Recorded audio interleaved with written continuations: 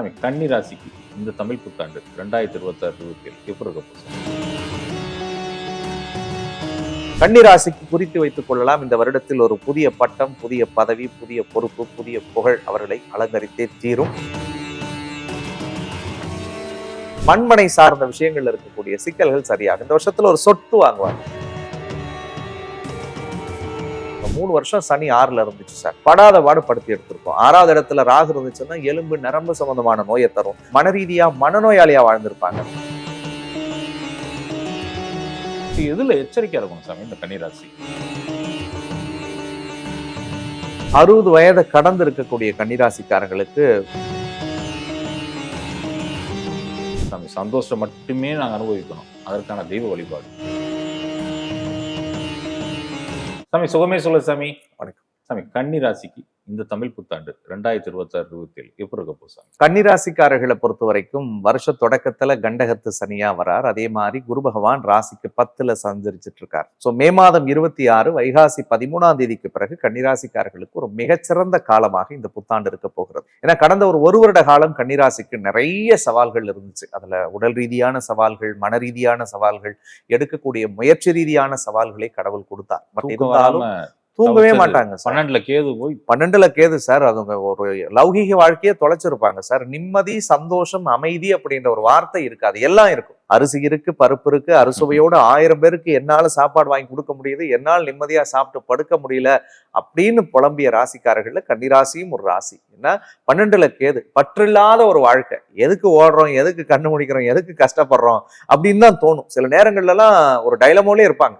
மறுத்து போன மாதிரி ஒரு மனசு இருக்குன்னு சொல்லுவாங்கல்ல சார். அது கன்னிராசிக்காரர்கள் அப்படிதான் அனுபவிச்சாங்க. என்னதான் நடக்குதுன்னே தெரியாது. இந்த பக்கத்துல 5 லட்சம் இருக்கிற மாதிரி இருந்துச்சு, திடீர்னு பார்த்தா 10 ரூபா கூட கையில இல்ல, சம்பாதிச்ச மாதிரி இருந்துச்சு, எதுக்கு செலவு பண்ணணும்னு தெரியலையே. இது எல்லா ரூபத்திலையும் வரும். அப்போ இந்த 10ல இருக்கிற குரு 11ல உச்சம் அடைகிறார் கன்னிக்கு. அப்போ கன்னிக்கு உச்சம் அடைகிறது மிகப்பெரிய பலம். ஏன்னா 4ஆம் அதிபதியும் 7ஆம் அதிபதியும் உச்சம் அடைஞ்சு இவருடைய ஜாதகப்படி 11ஆம் இடம் சொல்லக்கூடிய லாபத்துல வரார். அப்ப என்ன, 11ல குரு வரும் பொழுது பொருளாதார முன்னேற்றம் வரும், லாபம் நிறைய கிடைக்கும், பண விஷயங்கள்ல இருந்த தட்டுப்பாடுகள் எல்லாம் நீங்கும். 10ல குரு இருந்த போதெல்லாம் இவங்க பட்டத்துக்கே பாதிப்பு வந்துருமா, பதவிக்கு பாதிப்பு வந்துருமா, பெயருக்கு பாதிப்பு வந்துருமா, புகழுக்கு களங்கம் வந்துருமான்னா பயந்துருப்பாங்க. ஏன் பல பேர் இழந்தாங்க, வேலையை இழந்திருப்பாங்க, அல்லது வேலையில சிக்கல்கள் இருந்திருக்கும், அல்லது வேற வழியே இல்லாம நாங்க வேலை பார்க்கிறேன் அப்படின்னு புலம்பிய கன்னிராசிக்காரர்கள் பல பேர் உண்டு.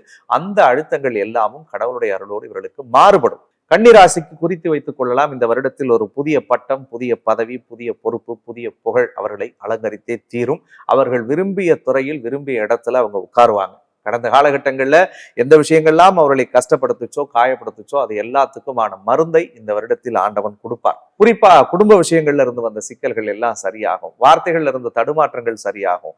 இன்னைக்கு நம்ம ரூல் பண்ற இடத்துல இவங்க இருக்கக்கூடிய அனுகூலத்தை கடவுள் தரக்கூடியதா இருப்பாரு. அதே மாதிரி கன்னிராசிக்கு 3ஆம் இடத்தை குரு பார்க்கிறார். அந்த வைகாசி 13ஆம் தேதி மே 26க்கு பிறகே பாத்தீங்கன்னா ஒரு புதிய தன்னம்பிக்கை, புது தைரியம், ஒரு புதிய கூட்டணி இவர்களுக்குள் உருவாகும். தட் மீன் நண்பர்களால் ஆதாயம், பழக்க வழக்கத்தால ஆதாயம், கூட இருக்கிறவங்களால ஒரு பெரிய பலம், இது எல்லாமே கன்னிராசிக்கு கடவுளர்களோடு ஆண்டவன் கொடுப்பார். அதே மாதிரி 4ஆம் அதிபதி சுகஸ்தானாதிபதி உச்சமடைகிறார். அப்ப 4க்குடைய உச்சமடையும் பொழுது கண்டிப்பா மண்மனை சார்ந்த விஷயங்கள்ல இருக்கக்கூடிய சிக்கல்கள் சரியாகும். இந்த வருஷத்துல ஒரு சொத்து வாங்குவாங்க. அந்த அசட் எதுவா வேணாலும் இருக்கலாம். அது தங்கமா இருக்கலாம், நகையா இருக்கலாம், பணமா இருக்கலாம், பொருளா இருக்கலாம், வேற வண்டி வாகனமா இருக்கலாம், அல்லது வேற ஒரு ப்ராப்பர்ட்டியா இருக்கலாம். அது அந்த அமைப்புகள்லாம் கன்னிராசிக்கு 100% வருது. அசையும் சொத்து, அசையா சொத்து, 2 சொத்துமே வாங்கக்கூடிய அனுகூலங்கள் ஏற்படும். தாய்வழி உறவுகளால ஆதாயம் கிடைக்கும். அந்த வழியெல்லாம் போவே இல்லை, சண்டை சச்சரவா இருக்கு, அம்மா சைட்லேயே பெரிய ரெகனைசேஷன் கிடைக்கலன்னு நினைச்சவங்களுக்கு எல்லாம் கூப்பிட்டு உட்கார வச்சு இவங்களை வரவேற்கக்கூடிய நிலை கடவுள் தருவாருங்க. அதே மாதிரி பஞ்சமஸ்தானத்தை குரு பார்க்கிறார். அந்த 5ஆம் அதிபதியை குரு பார்க்கும் பொழுது பூர்வ புண்ணிய ஸ்தானம் இவர்களுக்கு வேலை செய்யும். அப்ப தான் செஞ்ச புண்ணிய காரியத்துக்குரிய பலன்களை இவர்கள் பார்ப்பார்கள். இந்த காலகட்டங்கள்ல ஏற்கனவே பண்ண தானம், தர்மம், நீங்க பண்ண நல்ல காரியத்தினுடைய அத்தனை பலன்களையும் உச்சகுருவினுடைய பார்வையால கண்டிப்பா ஆண்டவன் கொடுத்தே தீர்வான். உங்களால் உங்கள் பிள்ளைகளுக்கு யோகமும் திருப்பமும் பெரிய மாற்றங்களும் ஏற்படக்கூடியதா இருக்கும். பிள்ளைகளுக்கு சுபகாரியங்களும் சுப நிகழ்ச்சிகளையும் செய்து பார்க்கக்கூடிய ஒரு அனுகூல பிராப்தத்தை தரும். குறிப்பா கன்னிராசிக்கு 6ல சனிராக இருந்த காலம்லாம் பெரிய போராட்டம். இந்த 3 வருஷம் சனி 6ல இருந்துச்சு சார். படாத பாடு படுத்தி எடுத்திருக்கோம். 6வது இடத்துல ராகு இருந்துச்சுன்னா எலும்பு நரம்பு சம்பந்தமான நோயை தரும். மனரீதியா மனநோயாளியா வாழ்ந்திருப்பாங்க. சில பேர் தூங்குறதுக்கு மாத்திரை போட்டு தூங்கியிருப்பாங்க. பல பேர் மாத்திரை சாப்பிட்டோம் நான் தூக்கமே வரலன்னு புலம்பன கன்னிராசிக்காரர்கள் உண்டு. ஆனா அந்த சிக்கல்கள் எல்லாம் சரியாகும். அப்போ 6ல ராகு தனித்து மறையிறது நல்லதுதான். கெட்டவன் கெட்டிடில் கிட்டிடும் ராஜயோகம்னு ஒரு பழமொழி உண்டு. அப்ப எதிர்பார்த்திராத விபரீத யோகங்களை கடவுள் இந்த காலகட்டத்துல கொடுப்பாரு. மறைமுகமா இருந்த போட்டி, பொறாமை, வஞ்சகம், சூழ்ச்சி, துரோகம் எல்லாம் ஒழிஞ்சிடும் இந்த புத்தாண்டுல. இதுக்கு முன்னாடிலாம் கன்னிராசி வந்து படுத்திருந்தா கூட தலைவன் யாரா தூக்கின்னு போயிடுவானு பார்க்கணும். யாரை நம்பி ஓடுறது, யாரை நம்பி படுக்கிறது, யாரை நம்பி போறதுன்னு தான் பெரிய குழப்பம் இருந்துச்சு. அந்த சிக்கல்கள் சரியாகும். 7ல சனி வந்திருக்கிறதுனால மட்டும் இல்லற வாழ்க்கையில் கொஞ்சம் நிதானம், கவனம் அவசியம் தேவைப்படுது. புதிய உறவுகள் மலரும், புதிய காதல் இந்த காலகட்டங்கள்ல வரும். புதியவருடைய அறிமுகத்தால் சின்ன சின்ன சலனங்களும் மனதுல சின்ன வலிகளும் ஏற்படும். அதுல கொஞ்சம் கவனமா இருக்கணும். திருமண வயதுல இருக்கக்கூடியவர்களுக்கு கண்டிப்பா கல்யாணம் நடக்கும். 11ல குரு உச்சமடைகிறதுனால திருமண சோமங்கள பிராப்தம் இவர்களுக்கு பரிபூரண வெற்றியை தரும். ஏற்கனவே மனமாயி அதுல பிரச்சனையிலிருந்து தம்பதியர்களா இருந்தா கண்டிப்பா ஒண்ணு சேரக்கூடிய அனுகூலத்தை ஆண்டவன் தருவான். அதுக்கு காரணம் 7ஆம் இடத்தை உச்சமடைந்த குரு பாக்குறாரு. இருந்தும் சனியோட வேலை கெடுக்கிறது தான். மழை வந்துருச்சு, உடனே எடுத்துன்னு போனாலும் நனையத்தான் செய்யும். கொஞ்சம் பக்குவத்தோட இருங்க அப்படின்றதான் என்னுடைய ஒரு அன்பு வேண்டுகோள். அதே மாதிரி கொடுக்கல் வாங்கல் சிக்கல்கள், தந்தை வழி உறவுகளால் வரக்கூடிய ஆதாயங்கள், இது எல்லாமே கிடைக்கும். நிகர லாபம் பார்க்கக்கூடிய காலமாக இருக்கும். 12ல கேது இருக்கிறதுனால தெய்வத்தோடு பேசக்கூடிய ஆற்றலும் அருளும் இவர்களுக்கு உண்டு.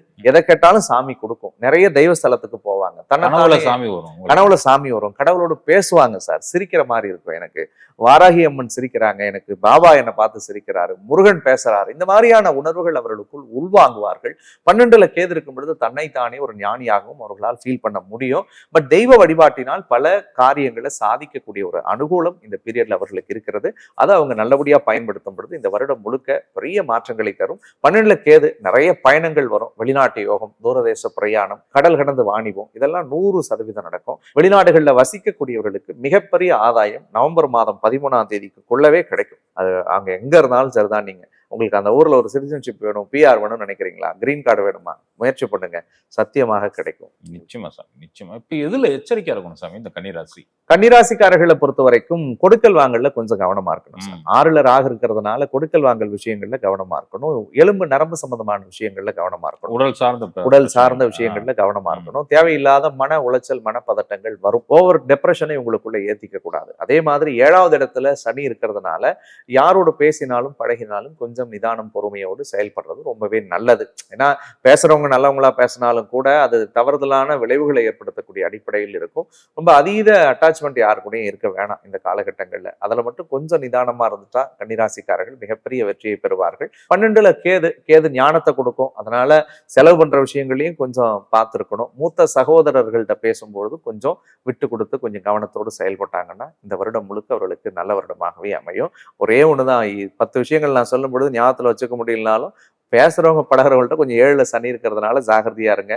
6ல ராகு இருக்கிறதுனால நீங்க சொல்ற வாக்கே உங்களுக்கு பொல்லாப்பா முடியும். அதுலயும் கொஞ்சம் பேசுறதுல நிதானமா இருந்தாலே போதும். நிச்சயமா சாமி, நிச்சயமா சாமி. 60 வயசுக்கு மேல இருக்க உறவுகளும் நம்ம நிகழ்ச்சியை பார்த்துட்டு இருப்பாங்க. அவர்களுக்கு கன்னிராசி 60 வயதை கடந்து இருக்கக்கூடிய கன்னிராசிக்காரர்களுக்கு பிள்ளைகள் விஷயங்கள்ல பெரிய அனுகூல பிராப்தம் கிடைக்கும். ஏன்னா பஞ்சமஸ்தானத்தை குரு உச்சமடைஞ்சு பார்க்கறதுனால பிள்ளைகளுக்கு அவர்கள் எடுக்கக்கூடிய முயற்சிகள் தடையில்லாம ஆண்டவன் அருளோடு நடக்கக்கூடியதாக இருக்கும். 60 வயதுக்கு பிறகு இருக்கக்கூடியவர்கள் நிறைய தெய்வ வழிபாட்டோடு ஒன்றிணைவார்கள் இந்த காலகட்டத்தில். 12ல கேது இருக்கிறதுனால நிறைய பூஜைகள், நிறைய கோவில் வழிபாடு. நிறைய பேத்துக்கு ஆசை இருக்கும், சார் நான் மானசரோவர் போகணும், கைலாஷ் போகணும், அல்லது வேற எங்கேயாவது ரொம்ப தொலை தூரத்துல கோடிலிங்கம் பார்க்கணும் சார் அப்படின்னு ஒவ்வொருத்தவங்களுடைய மனசுக்கு ஏற்ற மாதிரியான சின்ன சின்ன ஆசைகள் இருக்கும். பல பேர் திருச்செந்தூர் போய் முருகனை பார்த்துட்டு வந்துட மாட்டேனான்லாம் ஏங்கி இருப்பாங்க. ஸோ அந்த மாதிரியான கனவுகள் இவர்களுக்கு பலிதமாக மாறும். நான் சொல்லணும்னு நினைச்சேன் சார். இப்ப காசிக்கு போயிட்டு வந்தோம் 21ஆம் தேதி எஸ்எஸ் டிராவல்ஸோட. அதுல நான் கேட்ட 10 பேர்ல கேட்கறேன்னா அதுல 4 பேர் கன்னிராசி வயசானவங்க. அவங்க காசி டூருக்கு வந்திருக்காங்க. நான் சொல்லணும்னு நினைச்சேன், அதுக்கு நீங்க சொன்னதுனால சொல்ல முடியல. ஆமா, 4 பேர் கன்னிராசிக்காரவங்க. அதுதான் அந்த தெய்வ ஸ்தலங்களுக்கு தெய்வ யாத்திரைகள் நிறைய செய்வாங்க கன்னிராசிக்காரர்கள். தானாவே இந்த டைம் கொஞ்சம் அட்டாச்சா அவங்களை கூட்டு போவோம் சார். அந்த மாதிரியான விஷயங்கள் அவர்களுக்கு பெரிய சந்தோஷத்தையும் தரும். கன்னிராசியில வயசானவங்க இருந்தீங்கன்னா உங்க லைஃப் பார்ட்னர்ஸுக்கும் நல்ல விஷயங்கள்லாம் நடக்கும். அவர் சாப்பிட மாட்டாரு, தூங்க மாட்டாரு, சுகர் வந்துருச்சு, பிபி வந்துருச்சு, இப்படிலாம் புலம்பிட்டு இருந்தாங்கன்னா ஸோ அந்த விஷயங்கள்லாம் கொஞ்சம் இவங்க பேச்சை கேட்டு நடப்பாங்க. கணவன் மனைவி புலம்பி இவங்க தூங்காம இருப்பாங்க. அதுக்காக தான் இவங்க பேச்சை அவங்க கேட்டு நடப்பாங்க. இனிமேல் கொஞ்சம் மனைவியின் சொல்லை கணவன் கேட்பார், கணவனுடைய சொல்லை மனைவி கேட்பாங்க. அந்த விஷயங்கள் அவங்களுக்கு பெரிய சந்தோஷத்தை தரும். நிச்சயமா சாமி, நிச்சயம் சாமி. சந்தோஷம் மட்டுமே நாங்க அனுபவிக்கணும். அதற்கான தெய்வ வழிபாடு கன்னிராசிக்காரர்களை பொறுத்த வரைக்கும் பெருமாளுடைய வழிபாடு அவர்களுக்கு மிகச்சிறந்ததை தரும் சார். வாரத்துல வரக்கூடிய சனிக்கிழமை அன்னைக்கு பக்கத்துல பெருமாள் கோயில் ஏதாவது இருந்துச்சுன்னா இந்த பெருமாள் கோவிலுக்கு தங்களால் முடிஞ்ச ஒரு படி துளசியை கூட அவங்க சாமிக்கு கொடுத்துட்டு மனமுருக பிரார்த்தனை பண்ணி வந்தாலே போதும். அந்த எம்பெருமான் அவருடைய வாழ்க்கையில நல்ல செல்வ வளத்தையும் நல்ல நிம்மதியையும் 100% இந்த வருடம் முழுக்க கொடுப்பாங்க. நெஞ்சார்ந்த நன்றிகள் சாமி. சுகமே சொல்க. வணக்கம் சார்.